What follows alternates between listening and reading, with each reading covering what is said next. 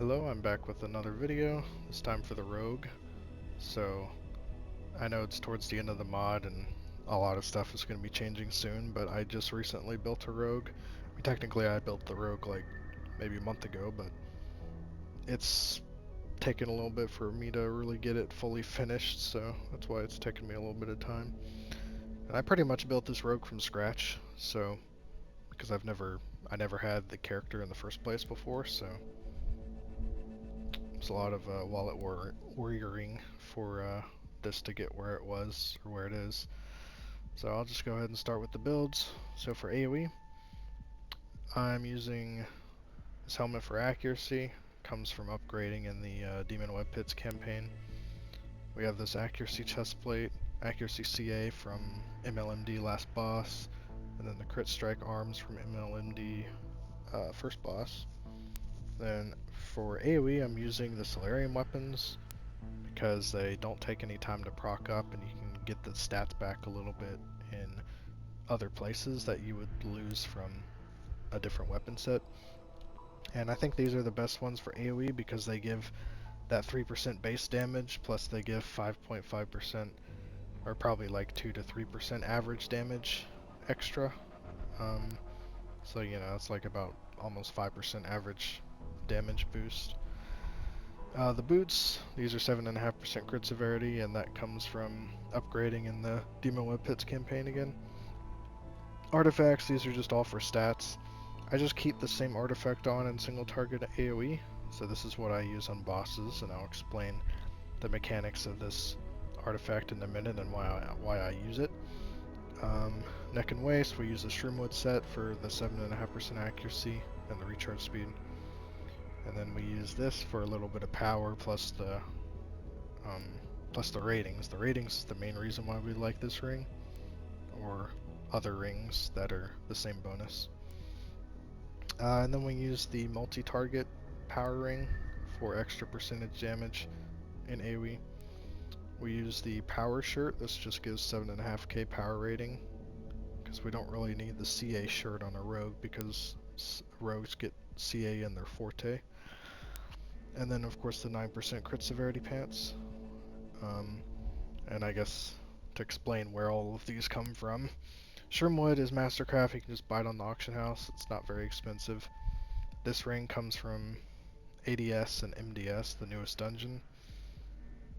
This ring comes from Demon Web Pits last boss chest. This one comes from Invasions. They either drop from the mini bosses or you can buy specific stat versions of it. This one in particular isn't purchasable. You have to get it from a boss drop, unfortunately. And then of course this comes from the MDS chest at the end. Solarium weapons of course come from MDM. And as a different option, you could go with the Mount Hotenow ones. I think they're probably one of the better, easy to get sets. But of course things like Solarium are way better if you see the base damage difference that they give. Not even to mention the bonus. For stats, I won't go over it quite yet, but I'll show how I cap pretty much. This is what I use for AoE. It's standard stuff. Just make sure you have movement speed on for AoE. And then for boons, this is all standard, but make sure you have at least for AoE a Deathly Rage. And I mean, I usually use Blessed Advantage for higher uptime on power. Everything else for AoE is probably not going to really proc. I mean, maybe this one will proc a little bit, but the rest of them won't. Everything else is the standard, just make sure you have movement speed on. And then make sure you have movement speed on and utility. And then the other two are just, you know, whatever you need for stats. I usually go for the defense boon on the defensive side instead of like awareness. Companions, summoned, I'm using the Cold Light Walker for extra AoE damage, but as a rogue you can really use whatever you want. You could use a buff companion like Flapjack or Jurist or something, because you have so much AoE damage in your kit to the point where the Cold Light Walker might not even do that much damage at all, because you kill the mobs before it even has a chance of doing its powers. Of course, Regis is another AoE option if you have it, but like I said, you could really use whatever. Equipment, this is all the standard stuff I usually use. Combat Advantage Crit Severity, that's from the Mount Hotenau campaign store. And then for this, I'm using the Exploit Weakness one for AoE, just because I have to give up Crit Strike and Crit Severity in the build in AoE anyway, so I use this instead. And then all of this is the same, except I switch out the Batiri for the Stall Door for the extra combat advantage it gives. For mounts, combat power, I am using the Bigby's Hand for AoE, and that's just simply because it's mostly to kill like mini bosses and stuff that we have. Other classes I would probably focus on using the Space Guppy School, because it just does so much damage in AoE and it also dazes the enemies. But as a rogue, you have so much AoE damage and a daze in your kit itself, so it's basically like you always have Guppy School in every single group of mobs. So that's the reason why I just, keep on the Bigby's Hand, because most of the time you're not even really going to get much use out of that Guppy School anyway. I just find it's overall better just to have a single target mount. And then Blazing Opportunity just for the stats. And then all of this, I just use Enchanter's Hex. And then we don't need a Tactician's Precision, so I use Gladiator's Guile on AoE. And then just other stuff for stats. So now I'll just go ahead and go over my ratings real quick, or my stats. So of course accuracy fully caps with Mystic Aura. So that puts me up to like 68% with Mystic Aura. And then I go up to like 7.5% with the Chestplate, plus 10% from Lightning Flash, plus an extra 7.5% from the Shroomwood set. So that puts me up to 90 easily, maybe even with only like 2 stacks of Shroomwood. For combat advantage, I'm standing at 95%. I gain 7.5% from this, so that's about 105%. And then I gain about 3.5% from the Portobello, plus 10% from Tutor and Flapjack, if those things are on in AoE. So that would put me up to about 118% roughly. And then I also gain 6% from the Master Boon. This one, on kill you have a 30% chance to get 6% combat advantage, power, and crit severity. So that allows you to pretty easily cap your stats with dropping, certain items for more percentage damage. So that's the reason why I am able to get the stats back.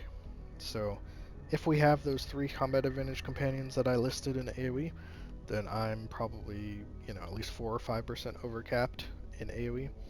If we don't have a couple of those, then I'll still be capped, or like 2 or 3% off maybe. And then for crit strike, I'm 66% right now. I gain 7.5% from this, so that puts me to like 72 or 73. And then I gain 10% from the lightning flash again, so that puts me to like 85-ish or 84. And then of course I also gain that 4.5% from this exploit weakness, so that puts me up to 89 roughly. And then for crit severity, I gain 7.5% from the boots, so that's about 105. And then I gain 9% from the pants, so that's about 114. And then I gain 4.5% from exploit weakness, that's about 118.5 or 119. And then I also gain, for higher uptime, the 6% from this Master Boon. So that's easily 120 if everything's not procced. It's close enough. And then for power, of course I gain 6% from the Master Boon again, and then I gain about It's 8% from all the tank auras and companions and stuff. So that puts me up to about 97%.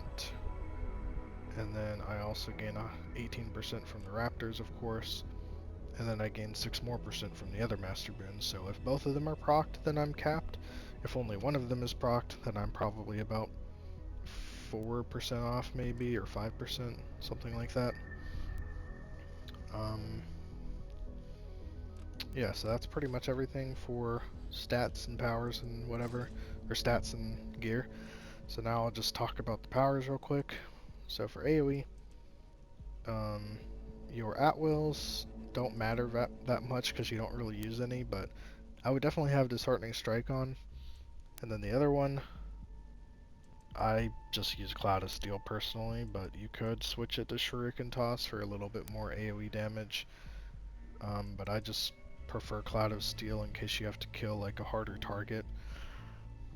Because your AoE powers will take care of all the little guys, so I just, which is, you know, probably 80 to 90% of the mobs, so I just keep on Cloud of Steel personally. But Blade Flurry, Path of the Blade, and Smoke Bomb are what you want to use, and I'll explain kind of the mechanics of what to do with them. For your dailies, I don't really worry about using dailies in AoE. If anything, Whirlwind of Blades is your AoE daily, but I wouldn't use it in AoE because your powers do literally more damage than the daily does, or around the same damage as what your daily does, so it's not worth the effort, to be honest. It does give you a little bit of damage percentage though, I guess, 15%. And then for our class features, we have Stealth Regeneration, plus this one will give you combat advantage for 2 seconds after you lose stealth. So it's what part of the reason why the rogue is just so strong, because you can actually proc this a lot, and I'll show you how. So for our other stuff, so we use down, up, down, down, up. So for the first one, we have Enter Stealth reduces your cooldowns by 2 seconds. So basically every time your cooldowns are 2 seconds off, go ahead and enter Stealth so that you can refresh the cooldowns and then use your first power. It's like that in AoE and single target. Dark Reimbursement, we also use this in single target, both of these. This one will just make it so that you instantly gain 25% stealth back, and comboing that with your stealth regeneration will make it to where your single target rotation is very powerful. And then for single target we use Return to Shadows. For AoE, or for AoE we use Return to Shadows, and for single target we use One with the Shadows, which I'll explain once I get there. But this one's actually a little bit bugged, and it makes it so that you're able to proc that 7.5% stealth regain on targets multiple times. So for your targets that do tick damage, or that do more than just one hit on every single target, it makes it so that you can basically instantly get your full stealth back. And when you stealth with Blade Flurry does not go on cooldown, and that basically allows you to continuously spam this depending on how many enemies you're hitting with your other powers. And then for this one we use Shadowy Opportunity. It'll give you that additional 130 magnitude hit when you leave stealth for 5 seconds, of course, so that's also another reason why this rogue's AoE is just so strong. Single target we use Shadow of Demise, of course, which I'll get into later. And then for AoE and single target we use Ambusher's Haste. Makes it so your powers can deal up to 40% more damage, which really only affects Blade Flurry, but it's more than what you would get with Gutterborns, so it's... So yeah, it's that's the reason why it's what to use. So for your rotation for AoE, I'll just summon these mobs. Use Stealth, Blade Flurry, Smoke Bomb, and then Path of the Blade. and then generally you'll have another stealth and blade flurry up, so you do that right after. So this is kind of what it looks like. And then we'll get our stealth back again, and stealth blade flurry, and then our stealth is back again. And you just pretty much keep doing that. You never want to use blade flurry without your stealth being up, unless it's like the last couple mobs before you have a boss or something. If there's, you know, no reason for you to need the cooldown and your stealth back, then you can pop your blade flurry a second time. But you lose a lot of damage by using blade flurry 2 times like that, which is what I know some people like to do. But there's no reason to do that, given the way that feat works that I was talking about before. We're able to get, depending on how strong the mobs are, up to 3 or 4 blade flurries in one group of mobs, depending on how strong the mobs are, like how quickly they die. So because of that, that's part of the reason why the rogue is so strong. You can just keep blade flurrying over and over again for 330 magnitude AoE. And obviously there are other powers stacked together which have low cooldowns as well. Makes them very strong. So I'll just go over single target now. There's not that much that changes. Of course we use these for single target instead. They get the same exact bonus, except they're the single target version, so it's 10 seconds to stack up. For single target I am using bismuth weapons. You could use the perfect weapons as well, but I don't know, at least for trials I think these might be a little bit better, because you get crit strike from bonuses, because I am a little bit off of crit strike if I don't have a Pally Aura. But if I do have a Pally Aura or one of the companions that gives crit strike, then I'm capped with it, because I'm only about 5% off. And then this also gives me some power back, which power seems to be difficult for me to get on every class. I have to rely on Blessed Advantage to get some percentage, so I switched the AoE power ring to this Combat Advantage one. It's one of the old ones, of course. You could use the one from Zimnid instead for higher item level, but the stats on it are pretty bad, so the ratings. So I just use this one. Everything else here is the same. I switched some of this stuff around. Of course, I do use the AP bonus one in here, but everything else is the same. And then for this, it's basically all the same as well. I switched to Revive Sickness. I just had movement speed on for something I was doing. And companions, I switch over to the Batiri instead of the Staldorf, like I said. I also use Acute Senses for combat advantage. And then summoned, the 5 summoned companions you want to have for most places in dungeons are Flapjack, Portobello, Spine Devil, Tutor, and Scorpion. And if the Spine Devil is not able to proc on the single target, then Drist will do better, I think. I think Spine Devil, if it's full pure single target, Spine Devil's a little bit better than Drist. I don't know, I'm not positive on that, but either or, you can't go wrong. Mounts, of course, I'm still using Big B's. Big B's is the only strength-based mount right now, unfortunately, and the cast time on it's a little bit janky. It's much longer than some of the other mounts. A longer cast time, I should say. But it's 3000 magnitude. And also keep in mind it only works on control immune targets. The full 3000, it's 2550 by itself, but all bosses are control immune, so that's not really something to consider, but it's just something to mention. All of this is exactly the same, except maybe different insignias, but I am using Tacticians instead of that Gladiator's Guile from before.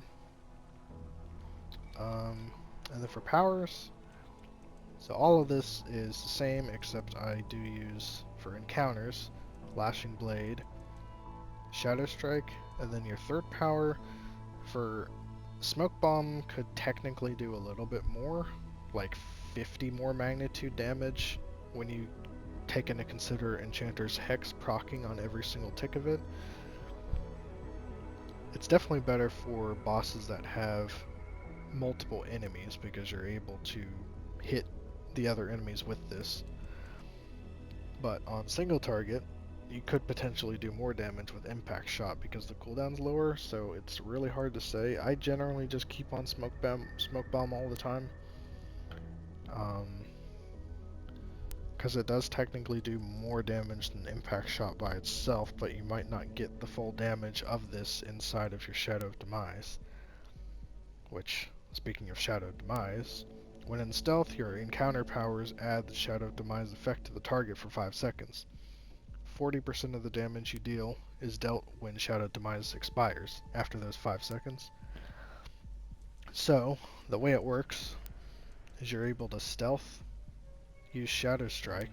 It's the best one to use outside in stealth because it does not remove stealth, and it dazes the target, allowing you to proc Enchanter's Hex, and it also increases the target's damage taken by 5%, allowing you to do extra damage, and that applies to everybody, like the full group.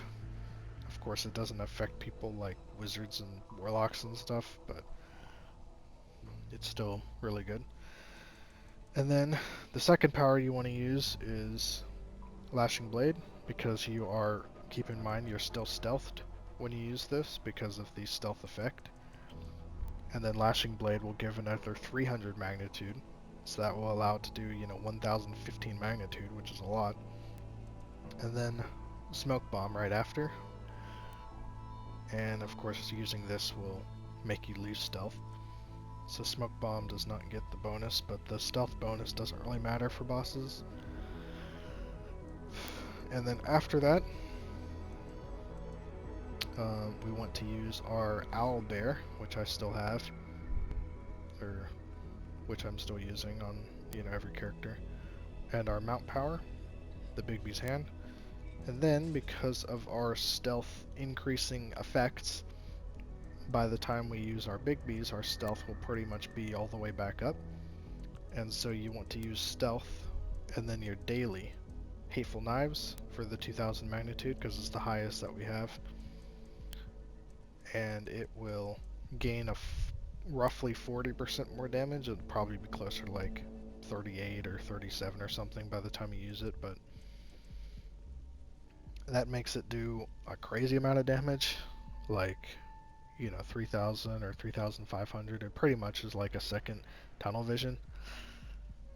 I'm not entirely sure how this works, if it's like diminishing return or something. I'm assuming it probably is, but after you use this, it will not remove stealth as well.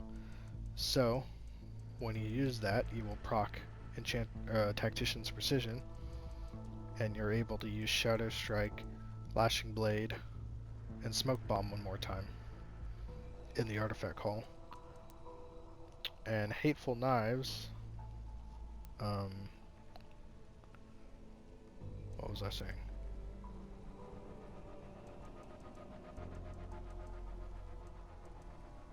I lost my train of thought. So, oh yeah, what I was going to say is Shadow Demise only lasts for 5 seconds, and pretty much as soon as you use Hateful Knives, your Shadow Demise will proc. And then, when you use Shadow Strike, Lashing Blade, and Smoke Bomb the second time, you will proc your Shadow Demise effect again.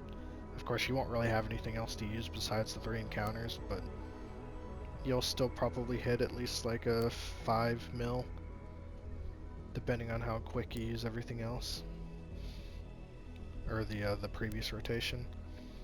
One more thing to mention before I actually show the full rotation in full is you want to use Disheartening Strike right before you do the rotation, because it will last for the full 10 seconds and it will do that 450 dot magnitude. and it'll also increase the target's damage taken by 5% again, so that's a 10% damage increase when you use both of these.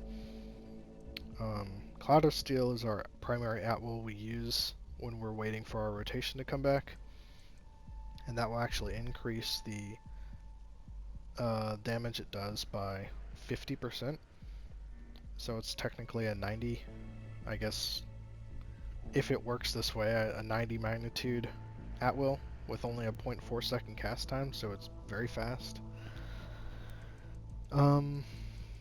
So now I'll go ahead and show the rotation. Oh yeah, one more thing is Marco. The damage it does, it says, 132 or 144 or whatever thousand, but it's actually way higher than that. I'm not sure what's broken about it, but it does, depending on how much buffs are on the target, it can do upwards of 9 million damage, if not even more, depending on how late you use it in the artifact call. I wouldn't recommend using it like, more than 2 seconds after other people use their artifacts, but you can do some pretty crazy damage with it. And the reason why it's really good on the rogue is because it can actually feed into your Shadow Demise.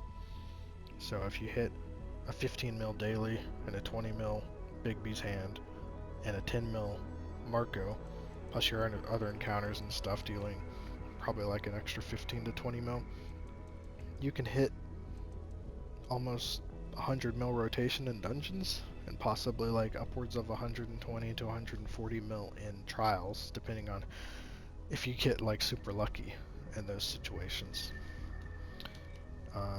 So the rogue probably has just about the highest potential for single target damage, I would say. The cleric is probably close to what the rogue can do, I would say. The barbarian's also really strong. So between those three classes, I think they probably have just about the highest burst in the game. So now, to show the rotation in full, since I just explained it. So before the artifact call, just Cloud of Steel and Disheartening Strike as well. And then when we do our artifact call, well, I screwed that up. So technically, you will want to stealth Shadow Strike. I accidentally used my artifact first. You want to stealth Shadow Strike so that your Marco will feed into the Shadow Demise. So let me just wait for my thing to come off cooldown. I don't know why I screwed it up. I never do that. So let me check my buffs. Yeah, so my buffs actually ran out. Speaking of buffs, so in single target, I'm a little bit off on crit severity, I think. And of course my crit strike's a little bit off, like I said before. But in a full trial group, I'm roughly at the caps, like 120s and everything, so I'm not going to explain all the buffs, or all the stuff, but just know that I'm, roughly there. Alright, so round 2.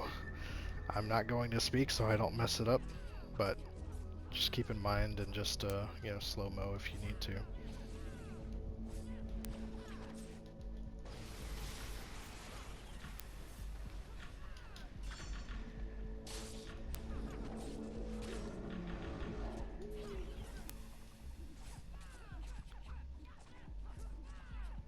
So that's the full rotation. Outside of artifact calls, you basically just do the same thing.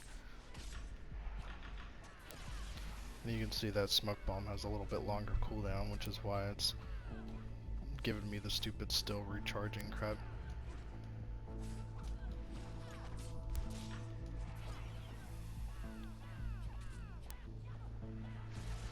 So outside of artifact calls, the rogue probably has one of the weakest like DPS levels, I would say, compared to every other class. It's just their encounters don't do very much damage, and you know the Shadow Demise effect will probably only do about 3 million damage every time it hits, roughly. But inside of the artifact hall, like I said, they can have some pretty crazy damage rotations. I mean, I did more than half the training dummy's health in the artifact hall, and then after that it took like 30 seconds to do the rest of the health bar.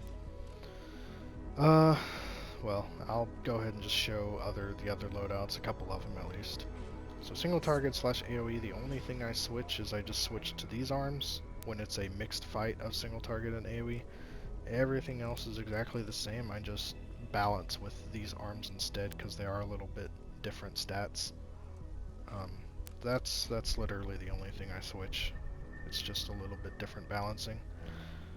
I'm just gonna skip these because those are for specific runs we're doing.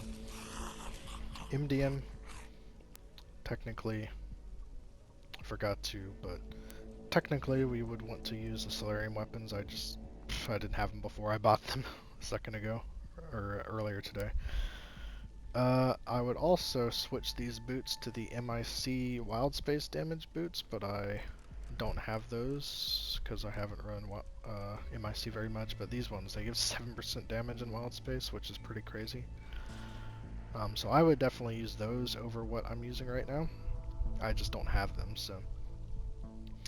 I use the multi-target because most of the place is multi-target. And then everything else is the same. Just different stats and everything. I use Bigby's Hand, of course, for the lieutenants. All of this is the same. I do use tacticians in here. And then companions, you can use whatever. But I am using a Batiri in here because of the lieutenants once again, and the main boss. And another thing to pay attention, I'm using mount speed right now, but you'd want to use Revive Sickness. But this boon will proc a lot since there's so many AoEs, or so many targets to kill.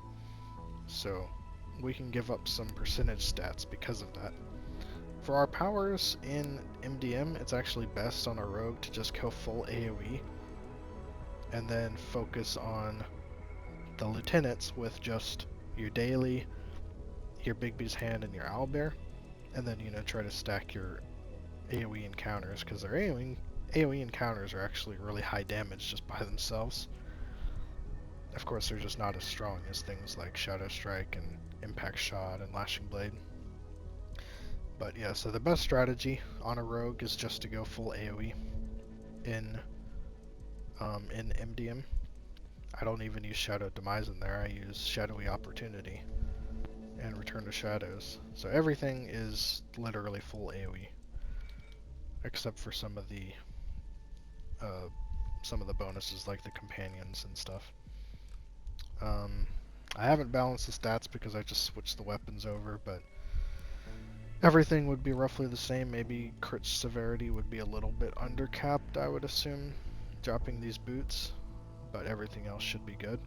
Of course, I use these arms, but I'll just go for